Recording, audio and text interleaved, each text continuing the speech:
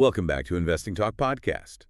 Our focus today, well, it's on a company that's seen some pretty wild swings. We're talking huge volatility, but also equally huge projections. Brand Engagement Network. Yeah, definitely one that catches the eye. Conversational AI, but aiming squarely at tricky regulated markets. Exactly. And the market just can't seem to make up its mind. So the question we're really digging into for you today is Brand Engagement Network a good time to buy now? We've certainly gone through a lot of material on this one. We focused on their recent strategic shifts, the underlying financials, which are, well, interesting, and then there's this long list of potential catalysts coming up. It sounds like a classic high-risk, high-reward situation. That's exactly it. Requires a really close look at the details. Okay, and before we dive into all of that, just a quick reminder. Yeah.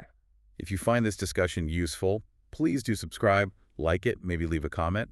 And actually, if there's a specific company you want us to look into next time, just drop it in the comments below. We genuinely love to hear your suggestions. Yeah, definitely. Okay, so let's unpack this. Where should we start? Maybe with that big strategic push they've made over the last few months. Sounds good. I think the core story here really is this pretty rapid shift they've made. They're pivoting hard into AI-driven stuff, specifically targeting healthcare and insurance. Right, the complex, high-margin areas. Exactly. And that pivot is basically what's driving everything we've seen recently, both operationally and in the market. And we saw some market reaction, didn't we? Back in October 2025, specifically. We did. That's where it gets really interesting. They launched their ISKE AI platform. Okay. And almost immediately, they announced this new global AI partnership with Swiss Life. Swiss Life, that's a big name. Huge name. And that combination, the platform launch and the partnership, it sent the shares up, what was it, 11.9%? Yeah, nearly 12%. And it's a pretty clear signal, right? Investor enthusiasm for them getting into these regulated areas. Absolutely key. You have to ask, why is a giant like Swiss Life partnering with a company that, let's be honest, has almost no revenue right now? Good point. Yeah. What's the thinking there? Well, the implication is huge. It suggests Brand Engagement Network has actually proven its core tech meets the really strict security, privacy, compliance stuff needed for financial services. So it's instant credibility. Exactly. High-level credibility right out of the gate. And they seem to be backing it up with people, too. I saw they appointed Dr. Rui Carrasco to the board. He's got serious healthcare credentials. Yeah, that wasn't just some random board appointment. It signals they're serious about building the internal know-how to navigate healthcare systems properly. Makes sense. And alongside that, we also saw them branching out geographically, new alliances in Latin America, and that interesting AI mental health project in South Africa. So not just betting everything on the U.S. market. Right.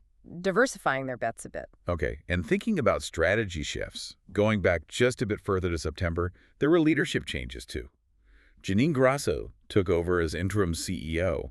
What does that signal, changing the leader right in the middle of this pivot? Well, the market seemed to read it as a move towards operational discipline. Like, okay, enough talk about tech pivots. Let's focus on execution, making it actually work and bring in results. Turning announcements into business. Precisely. And you saw that focus pretty quickly. They started deploying these Gen AI agents for remote patient monitoring. They mentioned partners like CareHub. Okay, hold on. Let's clarify. Gen AI agents here. What exactly are we talking about? Is this just fancy chatbots? No. It's supposed to be quite a bit beyond that. We're talking about conversational AI systems built on their Sky platform that can handle real-time personalized interactions, and they claim it's, sentiment aware. So like intelligent digital assistants for patients. That's the idea. Capable of deeper engagement. And importantly, they also showed some flexibility integrating with Cox Automotive. Cox Automotive. So not just healthcare then. Right. Proving the tech isn't totally siloed in one industry, even if healthcare is the main focus now. And all these moves, these seem to have an effect on sentiment, didn't they? Short interest went down. Yeah, it declined about 29% since June, which is, meaningful. How so? Meaningful in what way? It shows the market, or at least the short sellers, are starting to take this AI pivot more seriously. They see the risk of a squeeze or some big positive news increasing, so they're backing off a bit. Okay, but we should be clear, right? This is still a company losing money and facing huge hurdles. Oh, absolutely. The short interest decline is maybe a psychological boost, but it doesn't change the underlying financial reality yet. Execution risk is still very high. And speaking of financial risks, they did secure that credit line in August, right? $3.5 million. Yes, and that was critical, specifically earmarked for liquidity to keep the R&D engine running. Right, you need fuel for the engine. Exactly. And around the same time, they made a point of showing their focus on doing AI responsibly. They publicly backed California's AI data privacy bill. Why is that significant? Because in healthcare and finance, proving you can handle data according to rules like IPEA and CCPA isn't optional. It's the ticket to entry for those big enterprise deals they're chasing. Got it. So that sets the stage. We've got these aggressive strategic moves, this AI pivot, but now we need to ground it all in the financial reality. Precisely. To really understand if this is a buy, you absolutely have to look at the numbers. And, well, it's the perfect example of an early-stage AI growth story. The potential is massive, but the current fundamentals. Yeah, the fundamentals. What stands out immediately is, well, the revenue. Trailing 12 months, it's only $60,000. $60,000. That number kind of defines the risk level, doesn't it? It's also startlingly low for a company with these ambitions, like a small local shop's revenue. Exactly. It just confirms they are purely in development and partner acquisition mode right now. And that explains the huge net loss, negative $30.44 million. Wow. So burning through cash. Heavily. But it reflects that intense R&D investment needed to build what they hope is a competitive moat with unique tech. You got to spend money to make, well, hopefully money later. So tiny revenue, big losses. What does that do to the balance sheet? How stable are they? Stable isn't the word I'd use. It means they're walking a financial tightrope. The market cap is tiny, somewhere between $13.6 million and $15.3 million, roughly. Okay. Leverage is incredibly high. Debt to equity is like 75 times. But the figure that really jumps out, the one that speaks to short-term risk, is the current ratio. The current ratio. What is it? It's just 0.13x. 0.13. That sounds extremely low. For listeners, what does that practically mean? It means they have very, very little in current assets cash, stuff they expect to receive soon, compared to their short-term debts and bills coming due. Liquidity is super tight. So they need cash or revenue soon. Very soon. This kind of profile only works if the market truly believes those big partnerships and the tech are about to start generating significant income. They're prioritizing development speed over having cash reserves. Okay, you keep mentioning proprietary technology, but, every AI company says their tech is special. What's the actual evidence that their approach, this real-time personalization, sentiment analysis, is a real advantage? Well, I think the best evidence, maybe the only tangible evidence right now, is who is partnering with them. Swiss Life, CareHub. These aren't companies that jump into partnerships lightly, especially around sensitive data. Brand Engagement Network claims their edge isn't just understanding words, but understanding the emotional context and doing it in a way that's compliant and personalized at scale. Okay. And their focus is strictly on those big B2B enterprise deals in heavily regulated industries. If their AI truly masters IPA and CCPA compliant interactions, that solves a massive headache for insurers and healthcare providers. That would be a real moat. Okay, so given this financial tightrope, how soon do those partnerships need to start delivering actual cash? Let's pivot to the near term, the next, say, 3 months. What are the catalysts? Right, catalyst. The absolute number one make-or-break catalyst is Q3 2025 earnings. That's the moment of truth. And reflecting the speculative nature here, even the date seems uncertain. Our sources mentioned October 29th, November 13th, even October 14th. That uncertainty itself says something. It really does. It highlights the volatility and just how closely people are watching for any news.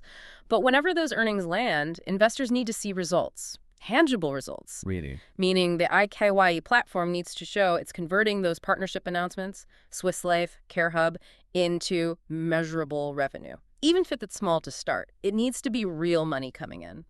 Not just another press release. Exactly. Proof of execution, not just more promises. Okay, beyond their own earnings, there's some interesting external market stuff coming up too, right? Things that could move the price regardless of fundamentals. Correct. In November, you've got the ETF rebalancing window, specifically the review for the Russell 2000 and 3000 indexes. And why does that matter for a small company like this? If they happen to get included or maybe reweighted upwards within those indexes, any fund that tracks those indexes has to buy the stock. Mandatory buying. Forced demand. Right. And then in December, we get the institutional 13F filings. Okay, remind us what 13Fs are and why they're relevant here. So 13Fs are these quarterly reports where big investment managers, hedge funds, mutual funds have to disclose what stocks they own. Okay. Now, given Brand Engagement Network is pretty small and especially has a low float, meaning not that many shares are easily available to trade, Right. if a major institution suddenly shows up as a holder in those filings, it could cause a pretty dramatic price swing. Just the signal of big money getting involved can create scarcity and drive up demand. That definitely ramps up the speculative angle. What are the whispers, the rumors about potential game changers? Well, the M&A rumors are persistent. The idea that a larger player, maybe a big healthcare IT firm, or even a tech giant wanting compliant AI capability might just buy them out. Acquiring the tech and the regulatory progress they've made. Exactly. And there's also market chatter about potentially new OEM deals or maybe white label agreements with other big insurers being close to finished. Okay, but let's pump the brakes a bit. Yeah. We've talked potential, now the flip side. With this kind of upside comes serious risk. What should listeners really be watching out for?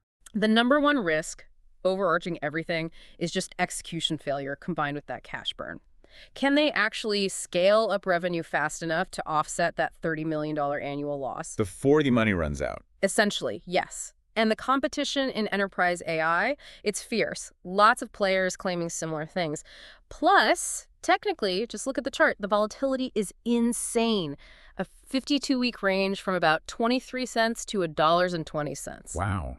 And while the recent price action might suggest some buyers are stepping in, it still needs to prove it can break through and hold above key resistance levels, like around $0.36. It hasn't done that consistently yet. Okay, so major risks: execution, cash, competition, technicals.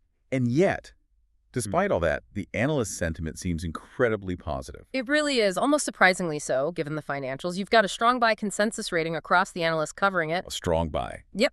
It tells you that the street is betting heavily on the potential of that proprietary tech to disrupt those regulated industries. They see it outweighing the current financial weakness. It's a future bet. And the price targets reflect that bet. The numbers are, they're kind of staggering. Average analyst target is $34.03. $34.03, yeah. Compared to where it is now, that's a potential increase of, what did you calculate, over 9,000%. It works out to plus 9,485% based on current levels. It's astronomical. And individual targets for 2025 go from around $23 up to nearly $48. How does an analyst even begin to justify a number like $34 on a stock trading under $1 with $60 revenue? They justify it purely on the assumption of a massive successful transformation.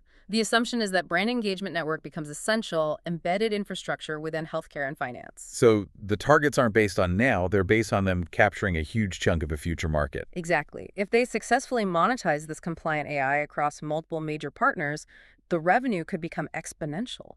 Those targets reflect that massive theoretical long-term upside if everything goes right. Okay, so based on everything we've looked at, it seems like there are really two distinct ways to think about this stock, appealing to different investors. Precisely. On one hand, the short term, maybe the next 0 to 3 months. It looks highly attractive, but also highly risky for tactical traders. People playing the earnings announcement, the M&A rumors, those index rebalancing events. High-octane trading. Definitely. Then you have the long-term view, say 1 to 5 years out. That offers potentially exceptional returns for strategic tech investors, people willing to stomach extreme volatility now for early exposure to what could be a key player in the conversational AI revolution down the road. But the entire investment case, short or long-term, it absolutely hinges on one thing: their ability to convert that proprietary tech and those big-name partnerships into real, sustained revenue growth, enough growth to dramatically reduce that cash burn. Right, that's the crux of it. Our sources really indicate that near-term trajectory depends entirely on proving they can turn those bold partnership claims into actual dollars, while these upcoming events like earnings and index changes offer both significant risk and potential opportunity. Okay, so here's a final thought, something provocative for you, the listener, to chew on. Knowing that Brand Engagement Network currently has only $60,000 in trailing revenue, how much weight can you, or should you, realistically put on an average analyst price target of over $34? It really forces you to decide.